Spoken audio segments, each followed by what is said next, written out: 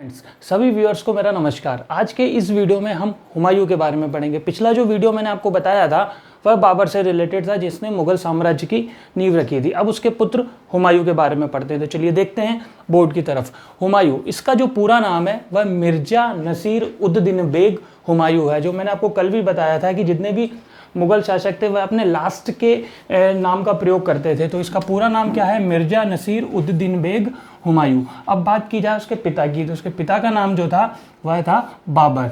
माता के नाम की अगर हम उसमें बात करें तो माता थी माहम बेगम। उसकी माता का जो नाम था वह माहम बेगम था।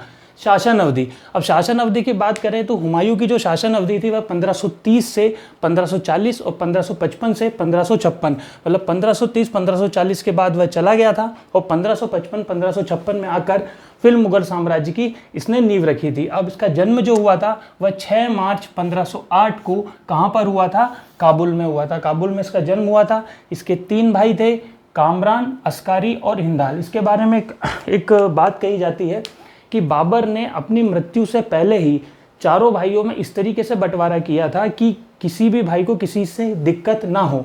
फिर भी कामरान और हुमायूं आपस में इन दोनों में मतभेद थे। तो इसी के दृष्टिकोण से बाबर ने क्या किया था कि कामरान को, ये क्वेश्चन पूछा जाता है, कामरान को काबुल और कंधार दिया था, अस्कारी को संभल दिया था और हिंदाल को क्या दिया था? मेवाड़ दिया था। इसकी बात करेंगे आगे। जब मृत्यु हुई थी तो 4 मार्च 1556 को इसकी मृत्यु हो गई थी। अब इसका जो मकबरा है वह, इसका मकबरा कहाँ पर है? दिल्ली में। इसका मकबरा जो है दिल्ली में। इसके साथ साथ दारा शिकोह और इसकी जो बेगम है हुमायूं की, इनका मकबरा भी कहाँ पर है? दिल्ली में है। इसमें एक मकबरे में एक बहुत इंटरेस्टिंग चीज़ है कि 1993 को 1993 को यूनेस्को ने, ये क्वेश्चन बनता है कि हुमायूं का मकबरा जो है वह विश्व धरोहर में शामिल किया था। ताजमहल का जो आर्किटेक्चर लिया गया था, ताजमहल की जो सोच ली गई थी कि ताजमहल बनाया जाए, वह मकबरा जो है हुमायूं के मकबरे से ली गई थी। अब जीवनी की बात करें तो इसकी जो जीवनी है उसे हुमायूं नामा कहा जाता है। ये किसने लिखी थी? उसकी जो बहन थी गुलबदन बेगम, गुलबदन बेगम ने हुमायूं नामा लिखी थी। अब इसके युद्ध, किस तरीके से उसने युद्ध लड़े हैं और क्या क्या किया है, ये हम देखते हैं। कि सबसे पहले शुरुआत होती है कलिंजर का युद्ध। यह कलिंजर का जो युद्ध है यह 1531 में हुआ था। अब इससे बहुत सारे क्वेश्चंस बनते हैं कलिंजर के बारे में। तो कलिंजर के बारे में एक कथा है, एक कहा जाता है कि एक कालकूट नाम का विष, जब सागर मंथन हुआ था उस समय कालकूट नाम का जो विष था वह भगवान शिव ने यहीं कलिंजर में पिया था। यह जो अभी वर्तमान में कलिंजर कहाँ है? यह उत्तर प्रदेश के बांदा जिले में है। कहाँ पर है? उत्तर प्रदेश के बांदा जिले में, जो खजुराहो से 17 किलोमीटर दूर है। अब यहाँ पर क्या आ रहा है? खजुराहो भी आ रहा है। तो खजुराहो के बारे में एक क्वेश्चन बनता है कि यूनेस्को ने इसे भी 1986 में विश्व धरोहर शामिल किया था। ये क्वेश्चन काफ़ी बार पूछा जाता है। तो कलिंजर का युद्ध जब हुआ था तो कलिंजर पर हुमायूं के साथ साथ कुतुबुद्दीन ऐबक, महमूद गजनबी, शेरशाह सूरी, इन लोगों ने भी कलिंजर पर आक्रमण किया था। अब इसका कलिंजर का जो दुर्ग था यह कहाँ बना, किसने बनाया? चलिए इसको देखते हैं कि कलिंजर का जो दुर्ग था यह 10वीं शताब्दी में चंदेलों ने इसे बनाया था। उसके बाद इस पर रीवा के सोलंकियों ने भी शासन किया। उसके बाद हुमायूं, शेरशाह सूरी, कुतुबुद्दीन ऐबक, इन लोगों ने भी इस पर आक्रमण किया था। इसके बाद हम चलते हैं कहाँ पर? देहरिया के युद्ध पर। देहरिया का जो युद्ध हुआ था यह कब हुआ था? क्वेश्चन पूछा जाता है। 1532 में देहरिया का युद्ध हुआ था। यह अफगान और हुमायूं के बीच हुआ था। इस युद्ध में क्या था कि अफगान का जो नेतृत्व किया था, अफगान सेना का जो नेतृत्व किया था वह किया था महमूद लोदी ने।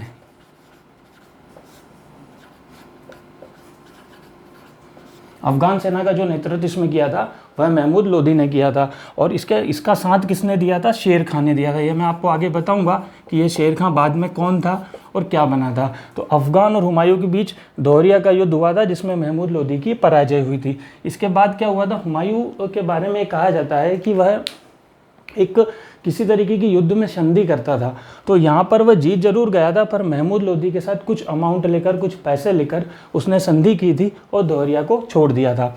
जब वह वापस आ रहा था तो वह चुनारगढ़ को घेरता है। ठीक है, चुनारगढ़ जिसका शासक कौन था? यही शेर खां था, जिसने दोहरिया के युद्ध में किसकी? महमूद लोदी की मदद की थी। तो ये क्या हुआ? आपका शेर खां हुआ। ये वही शेर खां है जिसका पहले का नाम क्या था? फरीद था और बाद में आगे चलकर यह सूरी वंश की स्थापना करता है। शेरशाह सूरी अपने आप को सूरी की उपाधि प्राप्त करता है। ठीक है, बाबर के समय में यह क्या था, शेर खां, यह इसे बिहार का राज्यपाल बाबर ने नियुक्त किया था। यह हम आगे के उसमें देखने वाले हैं। ठीक है, तो चुनारगढ़ का घेरा होता है 1532 में, शेर खां और हुमायूं के बीच होता है।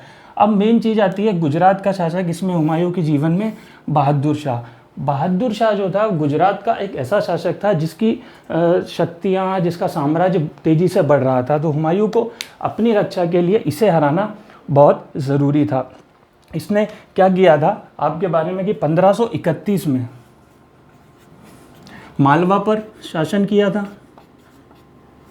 1532 में मध्य प्रदेश का जो रायसीना है उसके किले को फतेह किया था, और 1533 में मेवाड़, ठीक है, 1533 में मेवाड़ पर इसने हमला किया था। तो जब 1533 में इसने मेवाड़ पर हमला किया था उस समय वहाँ की रानी कर्मावती हुआ करती थी। ठीक है, तो कर्मावती को इसने वहाँ पर हरा दिया था और वहाँ पर साका करना पड़ा था। ये मैं आगे आपको बताऊंगा कि साका क्या होता है। तो इस तरीके से 1531 में मालवा पर इसने विजय की थी, 1532 में रायसीना पर किया, 1532 में इसने किस पर किया था, मेवाड़ पर किया था। अब आगे चल के हमें इसका अभियान दिखता है हुमायूं का गुजरात अभियान।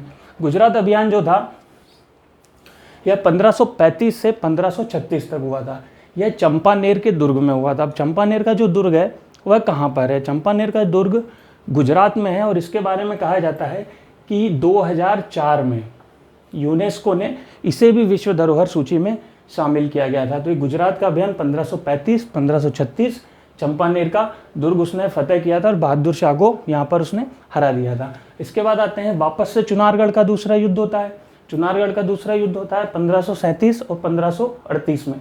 इसमें क्या होता है कि हुमायूं की जीत होती है चुनारगढ़ के युद्ध में, और यह युद्ध जो हुआ था यह शेर खां के बीच हुआ था। फिर बात आती है चौसा का युद्ध। यह बहुत इंपॉर्टेंट युद्ध है क्योंकि इसी युद्ध के बाद हुमायूं को भारत छोड़ना पड़ा था।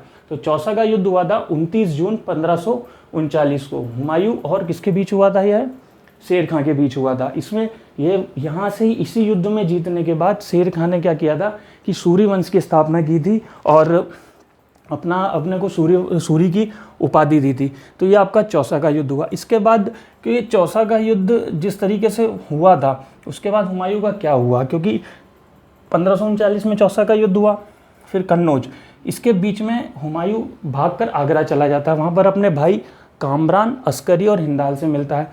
ये सब मिलके शेरशाह सूरी को हराने की एक रणनीति बनाते हैं, क्योंकि शेरशाह सूरी बहुत तेज़ी से दिल्ली की ओर बढ़ रहा था। तो ये दोनों बिना किसी तैयारी के, ना तो शेरशाह सूरी ने कोई तैयारी की थी ना इन लोगों ने कोई तैयारी की थी, तो ये दोनों आपस में कहाँ पर 1540 में कन्नौज में आपस में लड़ लेते हैं, आपस में भिड़ते हैं। उस समय क्या होता है कि जो शेरशाह सूरी है वह बाबर द्वारा जो नीति यूज़ की गई थी कि बाबर ने जिस तरीके से पानीपत का युद्ध लड़ा था और उस समय उसने पूरे जो अपने विरोधी थे उन विरोधियों को पांचों तरफ से घेर लिया था, उसी चीज़ का, उसी रणनीति का प्रयोग यहाँ पर किया गया था। किसके द्वारा, शेरशाह सूरी के द्वारा। और शेरशाह सूरी ने फिर कामरान, अस्करी, हिंदाल और हुमायूं को यहाँ पर पराजित कर दिया। उसके बाद बाबर को भारत छोड़ना पड़ा और भारत में सूरी वंश की स्थापना हुई।